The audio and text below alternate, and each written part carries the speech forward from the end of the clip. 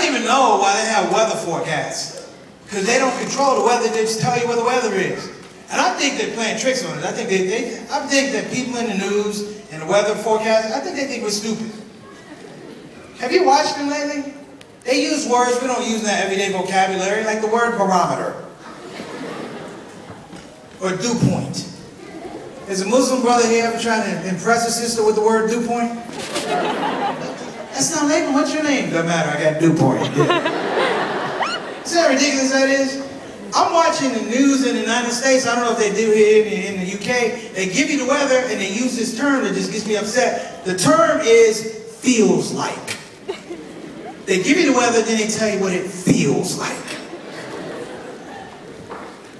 Like if it was -17 below here, they tell you -17 below 0 feels like. I don't even know what it feels like. It feels like I'm freezing to death. That's what it feels like. Or if it was 44 or above, I live in Houston, Texas. Probably in Houston, Texas, it was 106 degrees. They had somebody give the weather and tell me what it felt like. Like, what's the hottest it's ever been here? I mean, hottest ever. 22? Imagine somebody goes to you, you say 22, we're going to hype it up to 28. Somebody goes, here in Bradford, it's 28, feels like 28. I know what it feels like. It feels like hot. I know what it feels like. In fact, I don't even know what they do. I thought for a minute someone actually went to school, got a degree, a PhD, a master's, just to be able to officially tell you what it feels like. Now that'd be a funny weather forecast, wouldn't it? Hi, in Bradford. Today is 30. To find out what it feels like, let's go out to Bob. Bob's butt naked on the block of ice. Bob, tell us. What's it feels like? It feels like I can't have more kids anymore. Joe, Jack, back to you. Thank you. That's the thing, man. I'm sick of it too. And I'm gonna say something too. I'm glad you guys have smiled. This is why I'm glad you smiled. I am so tired of turning on the television and seeing sad Muslims. Where did they find these people? Like we're sitting with the Muslims, they're like this. I never see Muslims like that. I think there's an agency that just hires sad Muslims. Like, we need some sad Muslims. Can you sit over 6? Yeah, we'll be right over. That's why I tell Muslims to smile. You know what? For me, I smile for no reason at all, just to make regular people nervous. Don't you do it? Assalamu alaikum. Why is he smiling? Don't worry about it. That's the thing, man. You gotta play with it too, man. Like I had a friend, like, you may not believe this, I can't even believe I'm actually Muslim. I'm gonna tell you why. When I was 17 years old, I used to pick on Muslims, I'm not gonna lie, I'm keeping it real. I used to make jokes about Muslims at Muslims' expense. I'm not lying.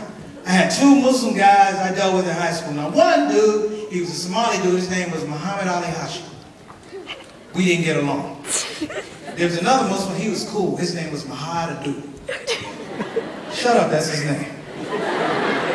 Mahad and I got along. We shot ball together, and the girls thought he was black because he had good hair. It was crazy. We got along. Mahad never got upset. He gave people what I call a Somali smile. They yell stuff, why'd you go back to Africa? He'd be like, we got along. Muhammad Ali Hashim, we never got along. One time we got in a big fight because I asked him, I said, well, tell me about Islam. He looked at me, he goes to me, I'm not going to tell you. I said, why not? He said, because you're stupid. I said, what? He said, you're stupid. I said, shut up. He said, you're stupid. I said, if I'm stupid, you stink. In this big fight, he said, I do not stink. I said, well, you said I'm stupid, then you stink. He said, I don't. I said, I will tell you you stink, but I don't want to get close enough because you stink. He goes, I cannot stink. I was like, why? He said, I'm a Muslim. I said, this is amazing. So you want to explain that? He said, I'm a Muslim. He says, I pray 5 times a day, I wash 5 times a day, I make wudu, therefore I cannot stink. I was confused. I was like, what's wudu? He said, that's easy. Before I pray, I have to wash. He said, I wash here, here, here, here, here. I said, that's the problem, homie. You missed all this back here, brother. I suggest you watch what you do when you move. Look at all the sisters smiling. There's a stereotype about Muslim women, that Muslim women are oppressed. Look at this sister smile. Shut up, you're supposed to be oppressed. Be quiet. I know it. I know Muslim women aren't oppressed. You know why? Because I married a Muslim woman. I'm oppressed.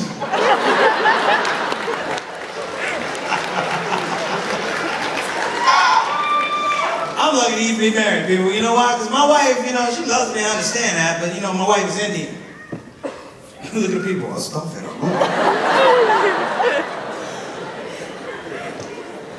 My wife's Indian. You know, when I first went to meet the family, she didn't tell them everything about me. She left little details out. Like I was black. We were married 9 years, he's still holding out that I'm Bangladeshi. I'm not lying.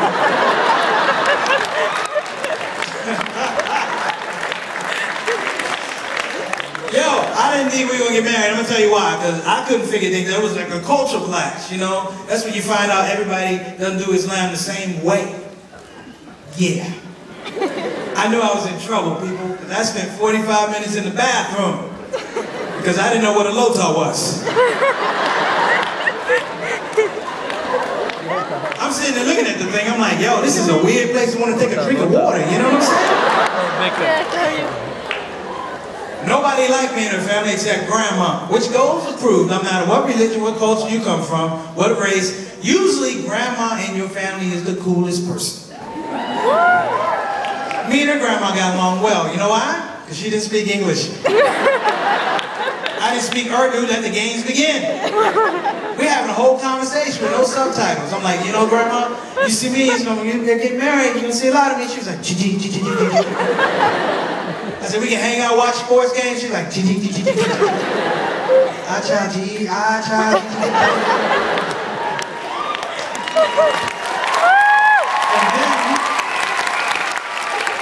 here's the killer part. Then grandma wanted to talk. I was talking, she just put her hand up like this, stop talking. She didn't just put her hand up. And the weirdest thing happened. She put her hand up and she blew her breath in my face. She was like,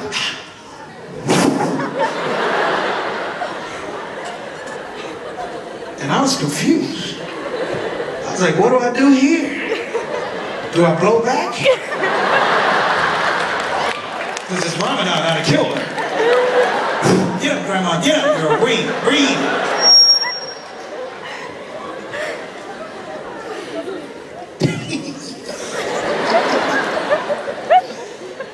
You know what, though? I'm going to tell you something. The equalizer, whatever family situation you have, if it's good, bad, whatever, the thing that smooths out every family situation is when you have children.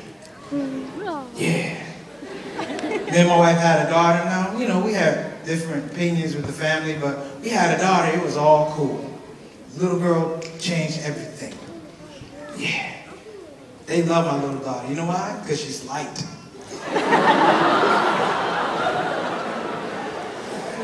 I knew it was a good thing. You know, my father-in-law was making dua outside the delivery room. He was like, Gora, Gora, Gora.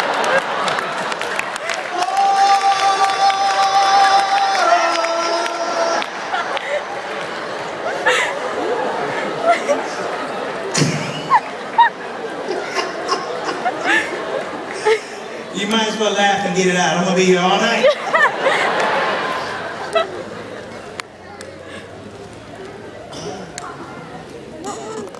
Second coolest person in the family is your mother.